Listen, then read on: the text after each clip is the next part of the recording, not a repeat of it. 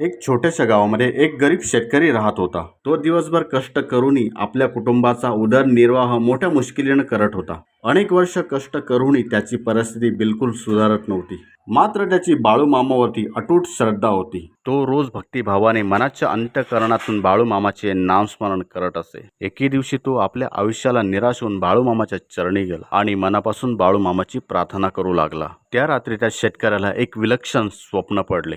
स्वप्नामध्ये बाळूमामा त्या शेतकऱ्याला दर्शन देऊन म्हणाले, बाळा, उद्या सकाळी तुझ्या शेताच्या पूर्वीकडील भागात खोदकाम कर, तुझे भाग्य उजळेल.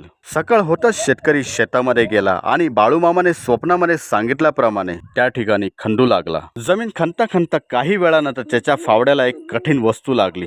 त्या शेतकऱ्याने घाबरत काळजीपूर्वक माती बाजूला केली तर त्याला एक जुना माठ दिसला. माठ उघडून पाहताच तर काय, त्याला आश्चर्याचा एक धक्का बसला. त्या माठामध्ये सोन्याची नाणी आणि मौल्यवान वस्तू होत्या. हा खजिना बाळूमामाच्या कृपेने मिळाल्यामुळे त्या शेतकऱ्याचे सर्व कर्ज फेडले गेले. त्या शेतकऱ्याच्या घरामध्ये सुख, समृद्धी आणि आनंद पोचला केवळ बाळूमामाच्या कृपेमुळे. पण एवढी संपत्ती मिळूनही त्या शेतकऱ्याने कधी अहंकार केला नाही. तो शेतकरी गरीब लोकांना आणि अडल्या नडल्यांना मदत करू लागला आणि बाळूमामाची सेवा आणि भक्ती अधिक श्रद्धेने करू लागला. मित्रांनो, या छोट्याशा बाळूमामाच्या कथेतून आपल्याला काय शिकायला मिळते? खरी श्रद्धा, प्रामाणिक कष्ट आणि संतांवरील विश्वास याचे फळ योग्य वेळी नक्कीच मिळते. बाळूमामा आपल्या भक्तांची हाक कधी व्यर्थ जाऊन देत नाही. तर पाहिलं मित्रांनो, बाळूमामाच्या चमत्काराचा महिमा. देवावरती खरी श्रद्धा आणि खरा विश्वास याच्या बळावरती जीवनातील प्रत्येक संकटावर मात करता येतो. बाळूमामाच्या कृपेवरती विश्वास ठेवणाऱ्यांना योग्य मार्ग आणि ध्येय मिळते. आपल्यावरचं संकट कितीही मोठं असू द्या,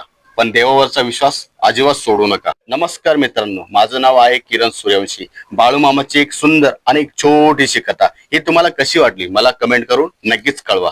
मित्रांनो, तुम्ही जर माझ्या युट्यूब चॅनलवरती नवीन असाल तर माझ्या युट्यूब चॅनलला सबस्क्राईब करा आणि फेसबुक पेज माझा फॉलो करा. भेटूया पुढील व्हिडिओमध्ये नवीन विषयासोबत. तोपर्यंत बाळूमामाच्या नावानं सांग भलं.